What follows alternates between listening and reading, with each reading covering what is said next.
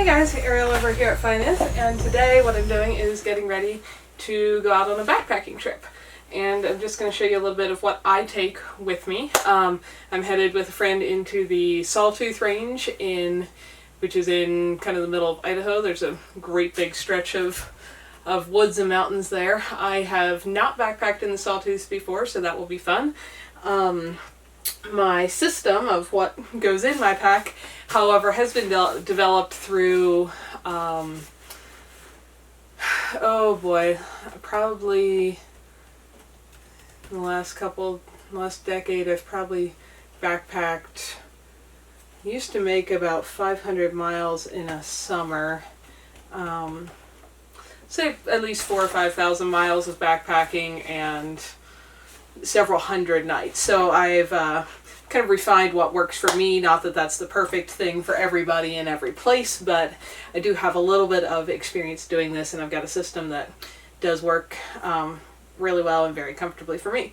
Now, if you have never gone backpacking, for one, I highly recommend it. Get out there and try it. At least try a day hike. Go somewhere in the woods. It's great exercise. It's great fun. It's relaxing. It's beautiful. And try overnights. Now, I started with a lot of heavier gear than what I have now, and then after carrying 55, 65 pounds on my back for a while, I decided I had had enough of that and invested over a couple years in a lot of lighter stuff.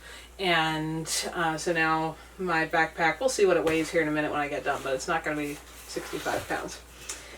So when I pack, I've tried to get things organized here.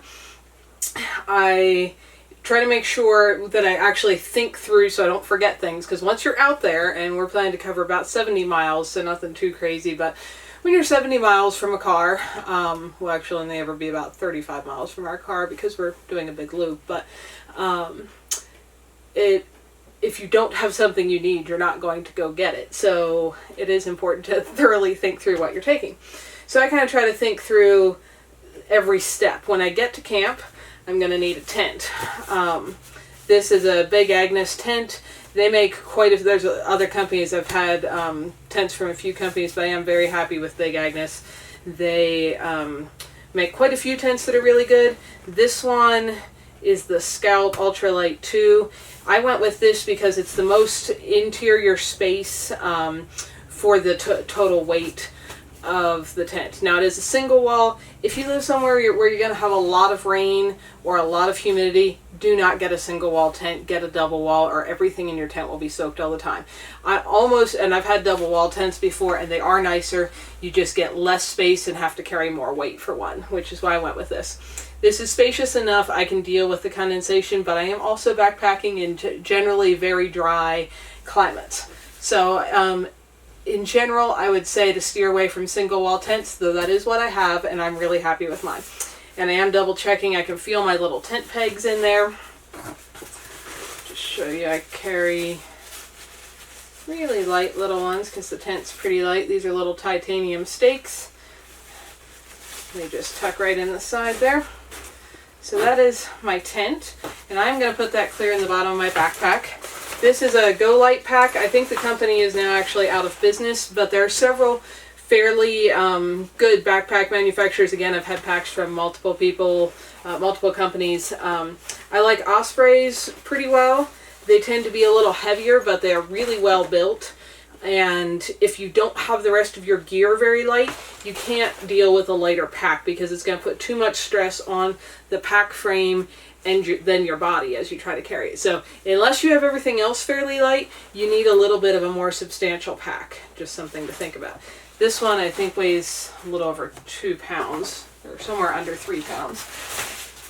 It's got lots of room. When you're going to start packing, it's generally best to take all these different straps and webbings and everything and loosen them the whole way up so you don't run into finding points as you pack here, and you can tighten things back up later. I also used to, as a job, take teenage boys backpacking, so I do have a little experience helping other people pack as well. So I'm putting my tent clear in the bottom because that's something that's Nothing's really breakable on there, bendable, that I could bend a tent peg, I guess, but it's not going to be a big deal. So that's going clear in the bottom. Kind of turn it sideways. Now that tent is actually made to use with a pair of trekking poles as the stakes to hold it. I don't like hiking with trekking poles. I've tried it. It's just not comfortable for me. I don't enjoy it. So I made my own carbon fiber tent poles. Just bought the pieces and made each one the height I need. They snap together like that, and they go in my tent. So I do have to be sure that I take my tent poles. I'm not putting them in quite yet because I want them to slide along this back side because they are something that could break. And anything that could break, I want along this frame here that is not bendable so that I can support it, versus in the very back of my pack where if I fell over or lay it down, something could crush in like that and bend it. So I'm not putting my tent stake in right now. The next biggest thing is a sleeping bag. This is my big puffy down sleeping bag. I think this is rated for 10 degrees Fahrenheit or possibly 0. It's normally in the mountains here. It's at least a little below freezing at night all summer, so I like to plan for that. And if it's warmer than that, I'll just sleep. This is a 3/4 zip. You do have to be gentle with the fabrics on very light materials like this. If it is too warm to want it zip closed, I like sleeping on my stomach anyway, and I just use it like a blanket and sleep like that without zipping it closed. But then I have the warmth if I need it. The other thing I take that I keep in the bottom there are one of these sleeping bag liners, because with my sensitive skin, these synthetic-y fabrics, which are kind of what you need for this kind of material, I get really itchy and sweaty if that's against my skin all night. So I do take a sleeping bag liner. This is just a big bag that's kind of like a sheet that goes inside a sleeping bag. And then I've got this little inflatable pillow, which you just blow up and it can get that puffy. But those I like to keep together, so I throw them clear down in the bottom of my sleeping bag, pull the zipper up. Now again, if you live somewhere where it's going to be really damp, or not even where you live, but where you're going to backpack is very damp all the time, you may not want a down sleeping bag. If the down gets wet, it is not warm anymore. I carried a synthetic sleeping bag for that reason for many years, and because they were much less expensive when I first got into backpacking. And after doing that for quite a few years and a couple hundred nights, I realized that in this area I had never once gotten my sleeping bag wet, so I decided I could handle a down sleeping bag. They are a lot more expensive in general, and they are lighter. Now you can see how big and bulky that looks now. That is all going to go in this stuff sack in a minute, believe it or not. I don't store it in the stuff sack like over the winter when I'm not using it, because that keeping it compacted that tight does kind of crush the down and make it less fluffy and hold less air and be less insulative. So I store it unpacked when I'm not using it. But right now it looks like it could occupy my entire backpack by itself, so we need to make that look a little bit more condensed. I think this sleeping bag weighs, I know it's under 2 pounds, I forget the exact weight. And if you're new to backpacking, counting weight by parts of a pound or even parts of an ounce might seem funny, but if you walk around for a while with weight on your back, you pretty quickly learn that those ounces make a difference. I'm just kind of crushing the air out as I go here. And it just barely goes in here when you're starting and you think it's never going to get the whole way into that bag. But it does. And as I was trying to say, with pretty much any backpacking gear, there's going to be a trade-off around weight. The more something weighs, the more work it's going to be to carry. But generally, the less expensive it's going to be, and often the more durable, because more, if you use bulkier, denser materials, it makes sense that they are going to last a little longer. But if you don't want to carry that weight, then it's going to take you a little bit more money invested to get some lighter fabrics and stuff. And there's ways to do it, not nearly as expensively. You can make your own sleeping bag, you can make your own tent, but still the fabrics you're going to want, like Cuban fiber and such, to make those really light are going to be a little bit pricey. And the way this kind of stuff sack works is that lid kind of goes on top of it, and you kind of tighten up these side straps one at a time, which is about to make this sleeping bag look very much tinier than it did. Show you what I'm doing there. Just kind of tightening them up all as I go. And that again is something that I'm fine with putting down in the bottom of my pack, because nothing in there, if it gets bumped into something, can bend or be hurt. It's just a sleeping bag. I could save on the weight of the stuff sack itself and just stuff the sleeping bag into my backpack bag. And I have done that. I just find it a little bit harder to keep your whole pack organized that way. And so I choose to carry the weight of the stuff sack just to keep it a little better contained. Now this is the foundation of my pack here, so I want those things down, set in there nice and tight. The other reason I'm putting those at the bottom, in addition to what does and doesn't break, is that obviously when I'm hiking, the very last things I'm going to need in the day is my tent and sleeping bag. Once I get to camp and I'm setting up for the night, I should not need them throughout the day.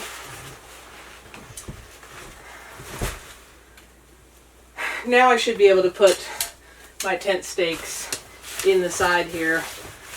And again, I'm running them right along the frame there in the back, just for their support, because carbon fiber is nice and light, but in that small diameter it can be a little bit sensitive. Then, let's see, what will I need?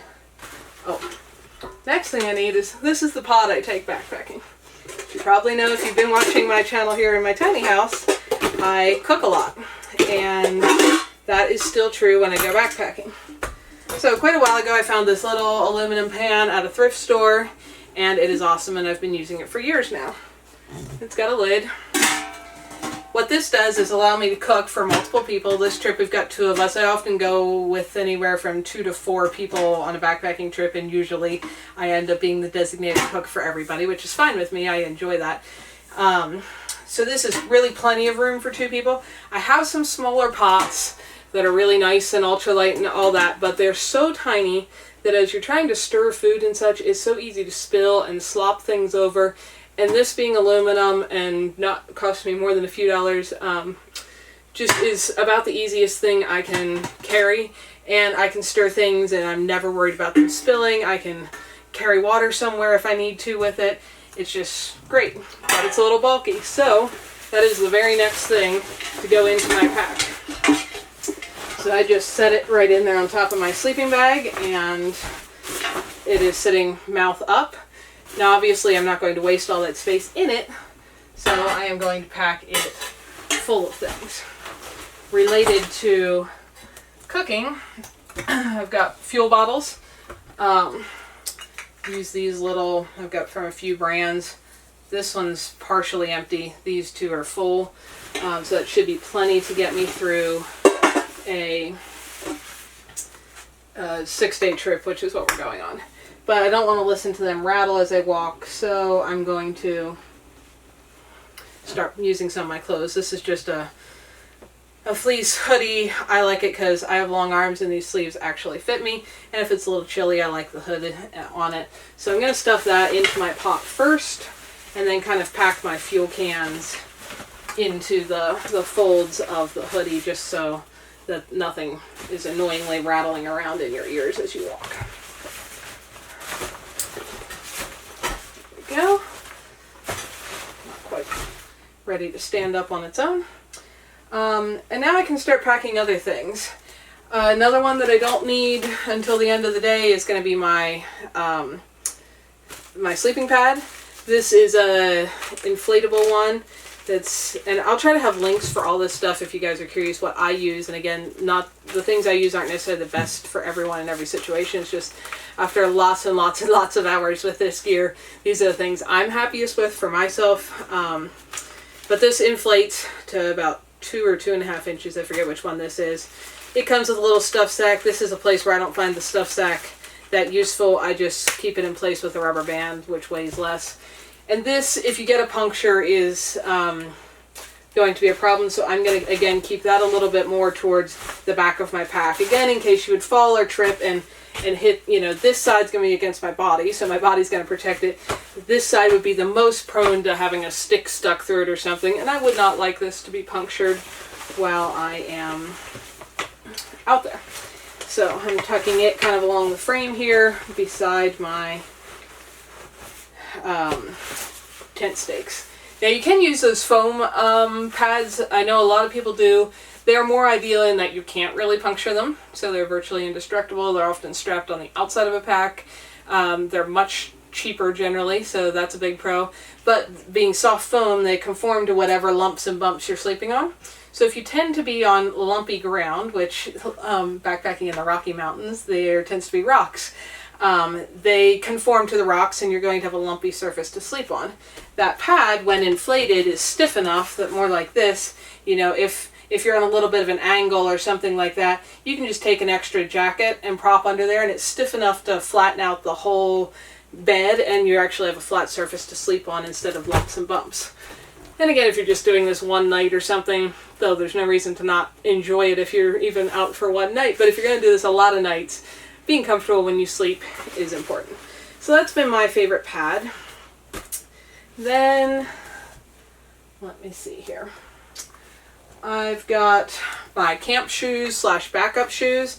These are sandals I made. They're fairly worn. The soles are from Zero Shoes, spelled with an X. I think it's just zeroshoes.com. They sell soles and they sell whole shoes and stuff too. But I just bought their soles, bought a little bit of webbing, punched holes, and made like a Tiva or Chaco like sandal. And they're pretty comfy. I wear them for a lot of things, but they're also my backup and camp shoes. Because for one, if you're miles and miles from places, it's a good idea to have a backup on your footwear. And while hiking in sandals like this in the rocks is not the most comfortable, I could do it. But also if my shoes are wet, my feet are tired, hanging out in camp at night, these are what I use. And they're super flexy, easy to pack, they roll up, and they don't weigh much. So I'm just going to stuff these down in here. Shouldn't need them until later on in the day.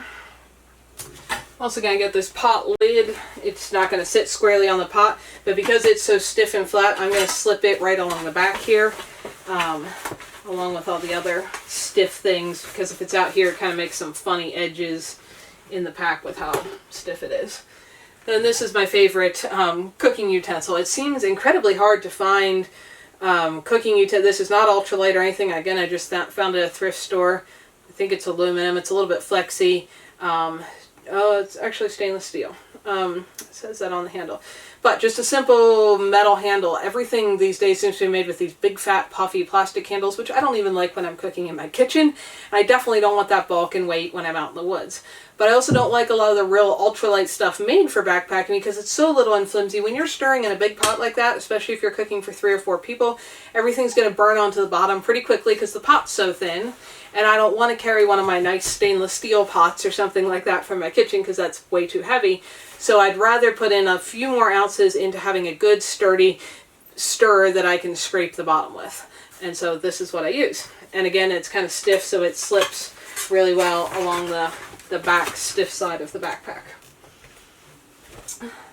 Then I've got some clothes. The other thing I have for being warm at night, which it looks like we're going to probably be plenty warm on this trip, these are a fleece lined pant that is, they're not waterproof, but they are water resistant.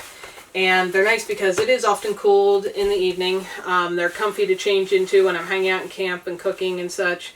They are thick enough mosquitoes don't bite through them. And that fabric is just thick enough to stop the wind if it's very windy and cold. So I'm just going to pack this in. It's actually easiest to just take one end and kind of start stuffing, because now I'm filling in little gaps and holes here as we go. So I'm just stuffing it around that pan, keeping my big pot kind of centered in the backpack there. So stuff in my pants. I was trying to decide. I think I'll take it to be safe. This is a down jacket. I also wear it in the winter, but it's usually what I take hiking in the summer. It is pretty compactable, pretty warm. Again, not totally waterproof, though water resistant. Mosquitoes can't bite through it either. It's just puffy enough for that. And since it is often at or below freezing out there, often evening or sometimes even midday when you get up high, if you get a thunderstorm, hailstorm, or it's crazy windy and you're up on a peak, you're going to want that. And hypothermia is a very real possibility that is no fun at all and potentially deadly. So I want to be sure I have enough warm clothes, even though looking at the forecast, I'm not thinking I'm necessarily going to need that on this trip. But again, when you're 35 miles or so from a vehicle, you want to be prepared for what you need. And it doesn't weigh much. Okay. Now we get to the stuff where I'd kind of like to have everything on top, which is not possible, of course. This doesn't have to be on top. I do live in an area and backpacking area where there are bears, black bears and grizzly bears. The sawtooths, I believe, I'm told there is only black bears, not grizzlies, but I've spent most of my life backpacking where there is grizzlies, which means food needs to be kept out of reach. There are various ways to do this. Some people do bear canisters, which are supposed to be bear proof. So I've always gone the solution of hanging my food. So this is my bear hanging rope. This is probably like 60 feet of paracord that I think has like a 500-something pound test. I've never put 500 pounds of food on it. Obviously, I couldn't even carry that much food with me. And this is a Cuban fiber bag, which is great because in addition to bears, many smaller things will try to eat your food, like mice and chipmunks and all kinds of little rodents, whatever you have, squirrels, marmots, pikas, and if the food is sitting in this bag, they've so far not been able to chew through this. So at night when I'm going to go to bed, all my food goes in this bag, and I'm going to show you my food setup in a separate video so this doesn't get too crazy long, and I hang that in the tree using that rope. So this bag's going to go with my food, which I'm going to finish packing shortly. But the bear rope is another thing I don't need till we're in camp, because I'm not going to hang food till we are parked for the night. Then some things that can go in the outside. Also, should be obvious, but for the same reason with bears, I always do carry bear spray. It's often more effective than a gun. I could do both. I just don't want to carry the weight of a gun as well, so what I choose to do is carry pepper spray. I've encountered dozens of bears, both black and grizzly, sometimes up close, sometimes from a distance. I've had them walk through my camp at night. If you keep a clean camp and you're very careful, I have yet to have a bad conflict with a bear. All those things certainly help. Then I'm carrying water. I like these Hygiene bottles. They're virtually indestructible. You can go a little lighter if you want to carry like an empty Coke bottle or something and use that for your water, but if you fall or drop things, they can be punctured, and not having water is not a cool thing. And so I prefer to go with a little bit of extra weight on that to know my bottles are indestructible. The other advantage there is that you can also put hot liquids in this. If it's really cold, I have boiled water right before I went to bed and filled a Hygiene with boiling water, put the lid on tight, they don't leak, and dropped it down at the bottom of my sleeping bag and used it as a hot rock because my feet tend to get cold. I've never had good circulation in my feet, and so it is nice to have just that extra warmth at night sometimes if it's really, really cold. And with a thinner plastic, I would not be comfortable at all doing that because it would probably melt the plastic. But with these, I can if I need to. And again, I don't anticipate the need for that kind of heat on this trip. Other than So for my hangout in the evening clothes, I've got those fleece lined pants, fleece hoodie, my down puffy. These are a real thick pair of wool socks. I'll wear these with those sandals as my camp shoes when it gets cold in the evening. So those are only for evening. I do not hike in those at all. They're reserved for being warm socks. And then other than that, I know everybody says don't wear cotton in the, in the wilderness and stuff, it can kill you. That can be true because cotton is cold when it's wet and it doesn't dry fast and so on. My skin, however, is most comfortable in cotton, so for sleeping at night, I got this stuff at a thrift store. Got to cut them off, just a pair of shorts that are real thin, stretchy cotton material, and a real thin, worn out t-shirt with a back up. And that is what I wear in the evening, or even under my my fleece hoodie, which is obviously synthetic, or the down jacket or whatever. I like having the cotton up against my skin. I'm pretty careful out there. I don't get wet. I have other things I could wear if I did, but I do actually carry some cotton stuff, and that is my PJs. So they can stuff in a hole down in there too. Oh, then to go with the fuel cans, which you saw me pack earlier, this is my little stove bag. It's got everything in here I need. Lighter. The stove itself, which unfolds and screws onto the top of those cans. And then I've got a little Ziploc with part of a stainless steel scrubby on there, because again, sometimes using a very thin pan you can really burn stuff onto the bottom in the center because of the thinness of the metal, and so it's nice to be able to clean it off. And I managed to stuff all those in what was supposed to be the stuff sack for the stove, and that's my little stove setup. I do also carry a flint in my other kit in case I should need it, but I just find a little cigarette lighter to be about the handiest way to start a fire. So I've got that. Then I want something to eat out of. These little Ziploc containers are pretty nice, and so I don't lose it. I've got this folding spoon. It's a Tokes brand, I guess. This little thingy just locks it. It's titanium, it's pretty lightweight, folds up in half, and so it fits in my bowl. You can buy a spork. I've had them. In my experience, sporks do a terrible job of being a fork and an even worse job of being a spoon, and I'd rather just eat with a spoon that's good at being a spoon. So that's my take on that. I have a spork that looks exactly like that. I just don't ever use it anymore.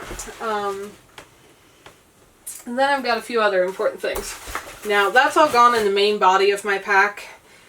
Again, if you are somewhere that's going to be wet all the time, you may want to take a trash bag and line the entire body of your pack. This I've done when backpacking with teenage boys who are not always the most coordinated human beings and have a tendency to sometimes end up slipping and falling while crossing water and so on. You can just treat this all as one giant trash can, put a big contractor bag down in there and pack everything in it. Then unless you end up upside down, head down in the water for a little while, everything in your pack will stay dry, and a contractor bag is going to cost you a few cents. Or you can spend a lot more and get very expensive, very lightweight, waterproof stuff sacks. I haven't found that I had a problem ever, actually, getting my stuff wet. So the only thing I take for that is, this is another carbon fiber piece of material. It's just a pack cover that will stretch and go over my entire pack that is waterproof. So if it does start to rain, I'll put that over the pack as I'm walking, but it's very lightweight, and it would not protect things if I fell over and landed on my pack in a creek. I just haven't had that problem. And then my rain gear, which you better plan on, it's always going to rain if you're out in the mountains, and this doubles as my wind gear because anything that's waterproof is generally windproof as well. So even though this is super lightweight, that's a Marmot brand one, and it's getting worn in a few spots. I've had this for quite a few years. And just rain pants. They were some cheap brand that was just long enough to fit my legs. If it's really cold, these really stop all heat loss. I obviously have a bit of a fair complexion, and while I already live at a little over 6,000 feet above sea level, which makes the sun more intense. While backpacking, we're often up around anywhere from 9 to 14,000 feet above sea level, and often on exposed rock. The sun can be very bright. I don't like wearing a hat, just not my thing. They can be pretty practical. I just don't find them comfortable. I don't like the weight, the heat, the feeling of it pressing on my head, none of that. So this has been awesome. Plus then all your friends can call you Mary Poppins when you go pulling umbrellas out of your backpack. And because I don't like having things in my hands all the time, which is probably part of the reason I have never liked trekking poles, if you get a little piece of PVC pipe, you can thread it through. Let's see here. Forget which side I would do it on.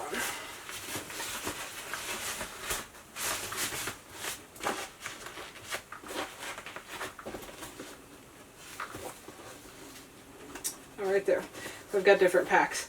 There's a port right there that's made to have a, if you have a water bladder in there that you're drinking out of that has a hose that comes around for you to suck on, that's where that's made to come out. And since I don't tend to prefer that, I've used them in the past, and I like the water bottle setup better. It's easier to refill, easier to clean, quicker. That PVC sticks right in that port. And then, instead of having to hold my umbrella all the time, I can actually, I cut the handle off and just wrap some tape around that to make it fit real snug. And I can stuff it in there, unfold it over my head, hands-free. Unless it gets really windy, then sometimes I do have to hang on to it so it doesn't blow away. But a lot of the time I can just walk, have air moving around me, nothing touching me, and be shaded from the sun. So that's my little setup. Again, this would be something that I don't want broken in half, so it's going to slip along this frame here in the back. Kind of just got to stuff it on the opposite corner from where I put the tent posts, tent stakes. Almost done here. It's going to be out somewhere for 6 days. You're probably going to need toilet paper. I try to take off, you know, I don't usually need a whole roll, so when you get a roll partially used up, I reserve some of those for backpacking. You want it to stay dry, so a Ziploc bag is great for that. And you're going to need another Ziploc to pack out your waste. If you've never backpacked, the standard procedure is dig a cat hole, bury it, and bring your toilet paper or any other, you know, feminine hygiene products or any of that kind of trash out with you. So the other Ziploc is my trash bag. The big bag is to keep my toilet paper dry. Again, I want that kind of near the top of my pack, probably obvious reasons. Then, actually I'm going to put that in the very top. So that's all been in the main body. There's this brain or lid, people call it different things, that usually goes on the top of most backpack designs. And I want, some of the things I want to reach most quickly and easily are going in there. So that's going in there. Got sunglasses. The hard case is a little extra weight, but I don't wear them all the time, and otherwise they tend to get crushed and broken. So I actually carry a case. Got a little thing of sunscreen, which I try not to use on my skin more than I need to. I'd rather use the umbrella, but sometimes you're up high, it's crazy windy, you can't even keep that umbrella open. So I do carry a little bit of sunscreen. Having an extra Ziploc or two seems to always come in handy. You'll never know what you might need them for. You're going to need to filter water to be safe to drink, even if it looks clean and clear and is coming from up high.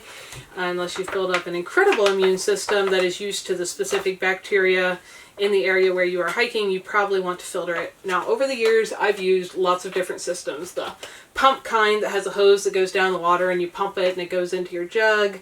I've used the SteriPen style that sterilizes with ultraviolet light. Those are awesome until a battery or something electronic goes wrong and there's no way to fix it.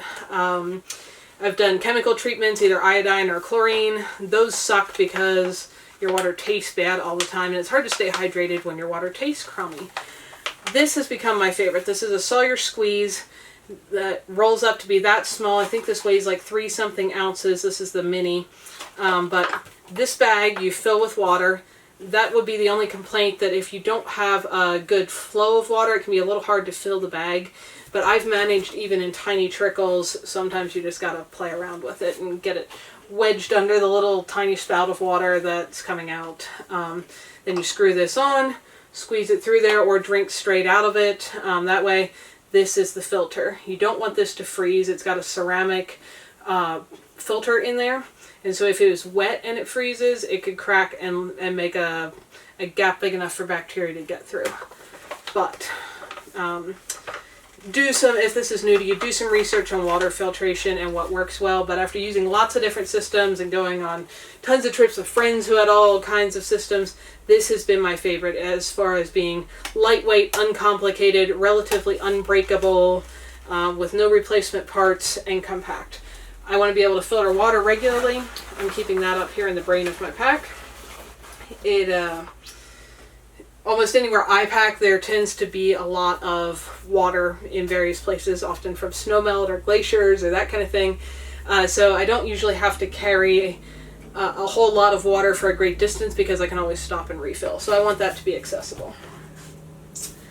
Then there's these little side pockets on the waist straps that come around here. I like to keep tissues in there because I have allergies to all kinds of stuff, and the air is crazy smoky, which makes my nose run. So I like to have some handy, and a hair tie is nice to have handy when you have long hair. If you have short hair, you can easily skip that. Let's see here on the other side. Let's see if my chapstick, I'm glad I checked. That chapstick is empty.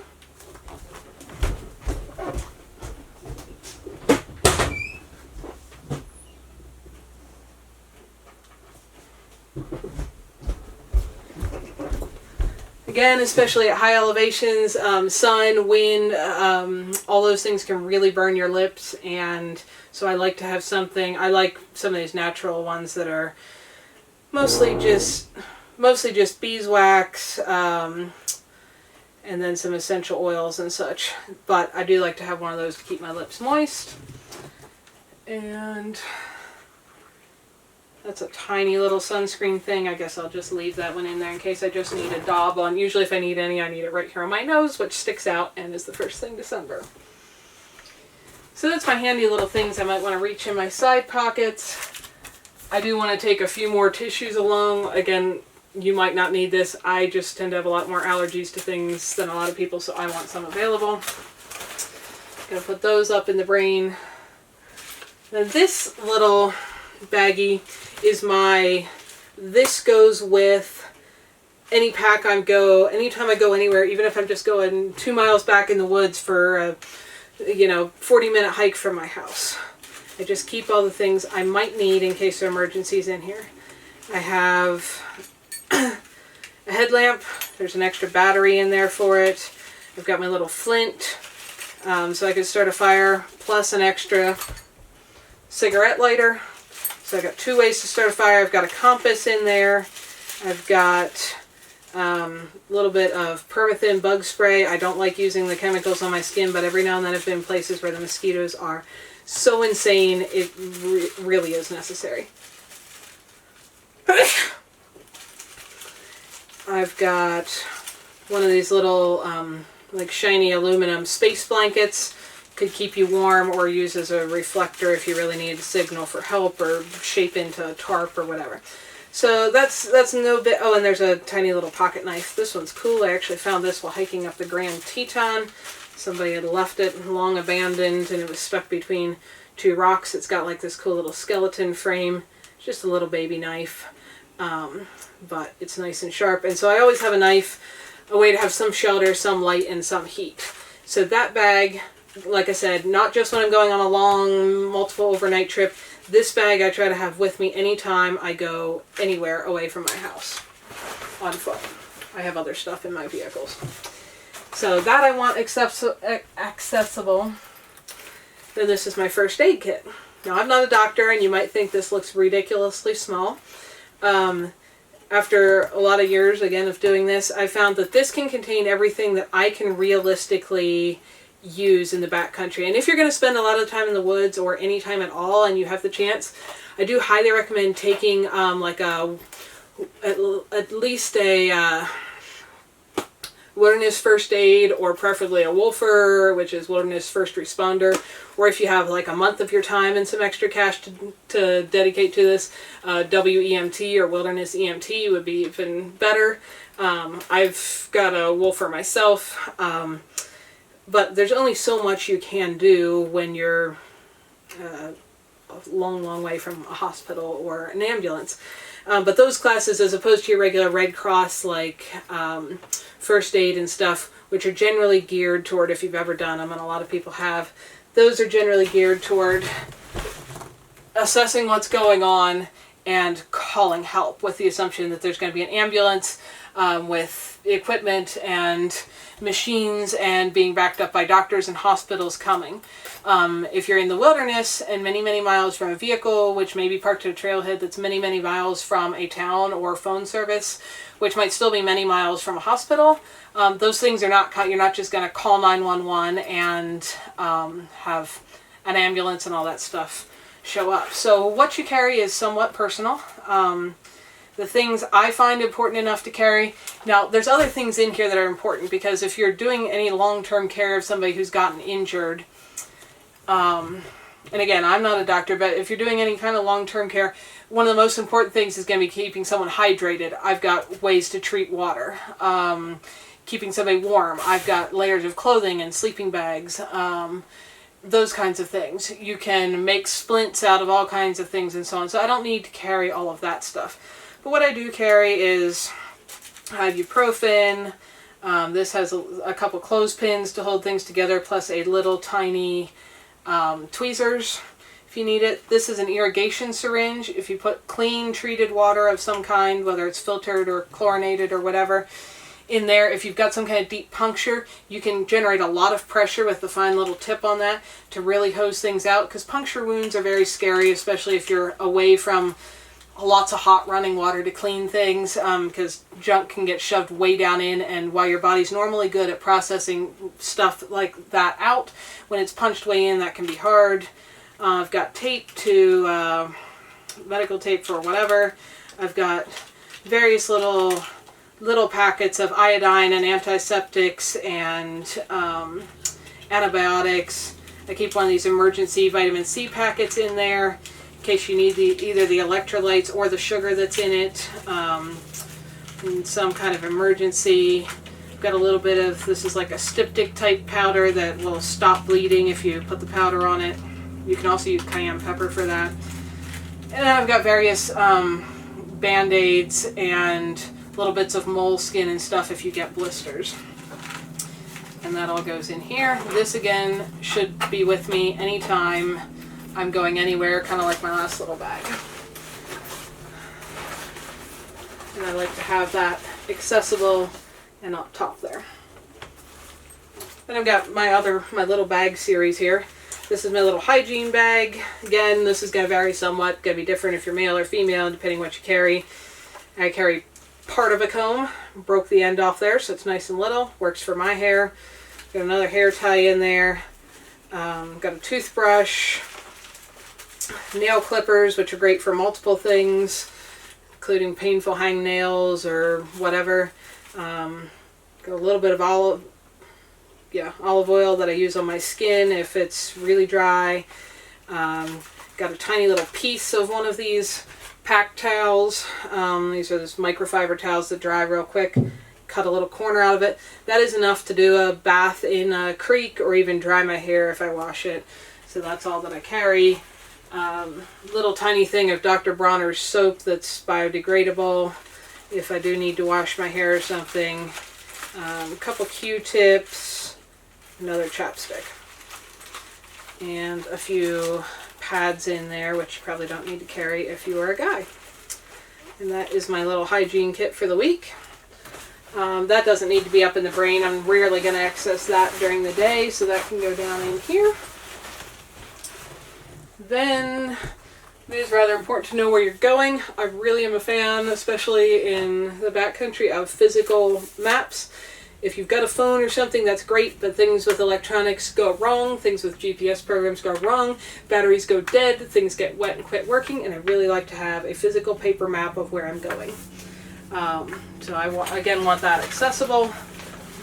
Put it right up in the top there. As you probably know, I love to take photos. This is my little camera. This is a little Sony RX. They have a whole RX series. This is a number 2, which is now 3 or 4 models old, but does a phenomenal job. Is very lightweight and compact. You can shoot everything fully manual if you're used to using a big camera. And brand new, these are like almost $1,000, but you can get refurbished ones, which is what I did last time I broke one of mine, for a couple $100, and it's a really good camera. This little case works perfectly. There's a little Velcro pad in there. I carry extra batteries for it. I actually have 3 extras and 1 in it. I've never run out of batteries on a trip. And I've got 1 extra card also in that little pouch. And the card I've got in it is a 64 gigabyte. I can take thousands of photos. So I carry that, and this little case is great because it's got this Velcro on the back, and I don't want to have to stop when I see something I want to take a picture of, set my pack down, dig in it, find my camera, take it out. This straps perfectly to my shoulder strap, so it's right here and I can grab it easily all the time. So I like that. And then if you want to be really luxurious and comfy, these Crazy Creek camp chairs. I'll show you how this works. Are nice. Depending how much time you plan to spend sitting on a trip versus walking. If you're going to spend time mostly walking, I wouldn't bother with one of these. If you're going to spend a lot of time sitting, if you are with people slower than you, if you are supervising children, if you are with friends who fish, or anything else that might result in you sitting for a while, these are pretty awesome. So obviously they fold down flat. It's just a single piece there. These clips come open and it goes totally flat. And they make thicker, sturdier ones, but they're heavier, so I like this one. And you sit on it in the ground, wherever you are, and you can sit straight up like this with your legs straight out. You can, make these tighter or looser so you can kind of rock back on the ground and still have a rest for your back. You can unclip them and have a pad to sit on or lay on or kneel on as you're cooking. They're just pretty nice. I like mine. I usually carry it, especially where I usually do most of the cooking for whatever group I am with. I like it for that, if nothing else. And it's handy to have accessible, and it's not puncturable or breakable or anything. So it's a good thing to have in this very back edge of my pack that's most prone to hitting things. So now I've got everything in here except food, which like I said is going to be its own separate video. So now it's time to start snugging up my straps. I want to start from the bottom and just make sure everything is put together. I don't want extra loopies hanging off of things to hang up on any branches or such as I walk by.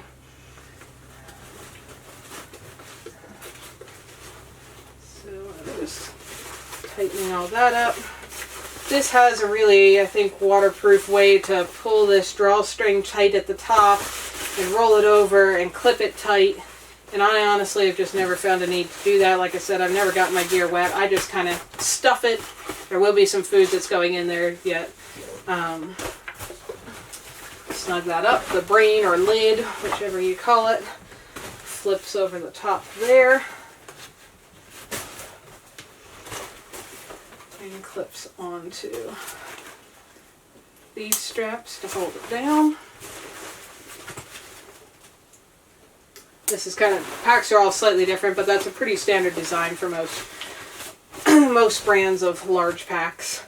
And that is ready to go. Just for fun, let me grab my scales.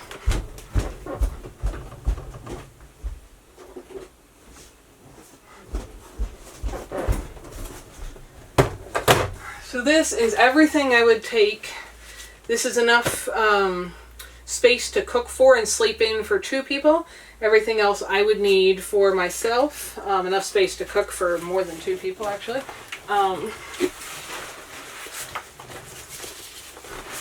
This on.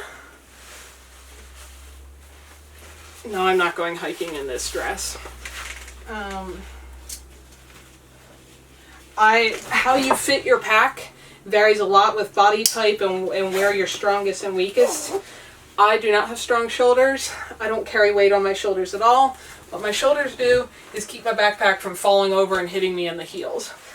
I carry the weight on my waist because that's where I'm the strongest, and that's probably true for a lot of women.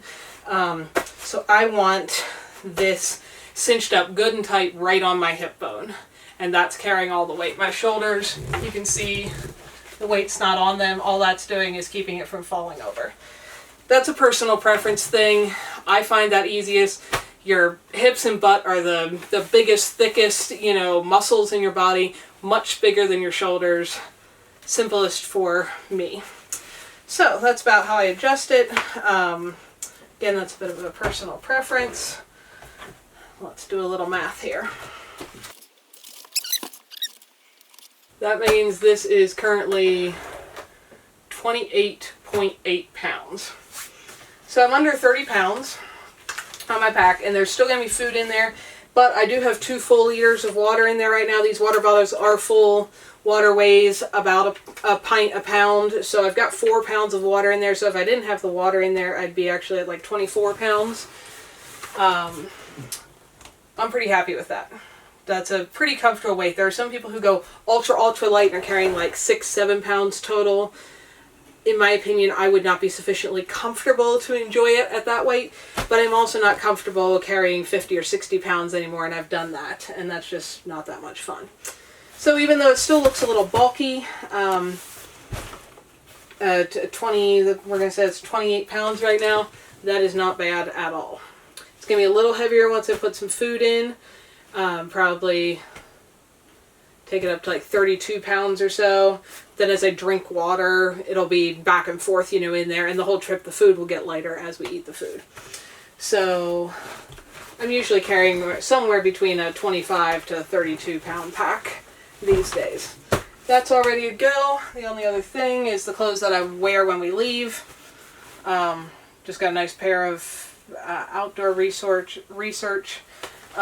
shorts, waterproof, or not waterproof, but they dry really quick, which is nice if you end up wading anywhere. Wool tank top, lightweight, comfortable, and then a shirt like this, which I wear if it's really hot and sunny and I really want to keep the sun off, or if it's cooler, either one. Wool socks for hiking in. I don't always take a backup pair of socks, but we're going to be gone for 6 days. I might throw another little pair of socks like this in there. You did see me put 1 pair of socks in there. Like I said, those are not forever walking in. Those are for my backup, stay warm, stay clean, stay dry socks. Those should never be wet in case I would have an emergency. I know I have something that I can keep my feet warm with. And then my shoes, a little bit more substantial than those sandals. But these are a Vivo Barefoot. This is one of their older models because I've had them for a while. I've walked through multiple pairs of these. They're a trail running shoe. Again, these are lightweight, flexible. I do not wear big, heavy hiking boots. I don't need the ankle support, both because I hike a lot and because my gear is relatively light. If you're going to try carrying 70 pounds and you don't hike a lot, I don't really recommend you start in an ultralight shoe like this if your feet are not used to it. I highly recommend barefoot shoes, but don't have been wearing sneakers, sitting in an office, and then decide to go hike 70 miles carrying a pack and put on these for the first time. You will be in pain. I, however, love these. They're soft, flexible. They're not waterproof at all. I wade through creeks all the time. They dry pretty quick. I actually, when it's hot, I love hiking in wet shoes. I know people say that'll give you blisters. I think that's true if you're wearing like big, sturdy, clunky leather hiking boots. You wear shoes like this, I've never gotten a blister hiking wet ever in hundreds and thousands of miles. So that's what I wear. So that clothes will all be on me when I leave. That's my pack all ready to go. And we're going to pack some food. hopefully that's just gives you an idea of some things to think about if you want to get into this, or some gear comparisons. Like I said, I've had the advantage of doing this for hundreds of nights, thousands of miles, and I've backpacked with a lot of friends, so not only have I got to test out the various gear I've used over the years, this is not all the original stuff I've been using. I've been doing this for like 11 years now, doing a decent amount of backpacking, so I've gone through some gear and traded some things out when I found something didn't work most ideally for me. And having gone with a lot of friends, I've gotten to see how their setup works. How does easy to use does their tent look? How efficient is their water filter setup when we're all stopped and getting new drinking water, and so on. So I've gotten a chance to do a lot of comparisons. This is what works well for the kind of hiking I do and the kind of places that I am, and just for what is just heavy enough to make me really comfortable and be able to just have fun and not feel like I'm missing anything at all, but not be so heavy that I'm miserable carrying it. So hopefully that gives you some ideas and some thoughts, and I hope that you all get out to walk around in the woods. Thanks for watching, folks. If you're interested in more info on my off-grid tiny house life, check out some of my other videos here. And if you like what you're seeing, click the little picture of my house to subscribe, and then hit the little bell so YouTube actually notifies you every time there's a new video available. See y'all next time.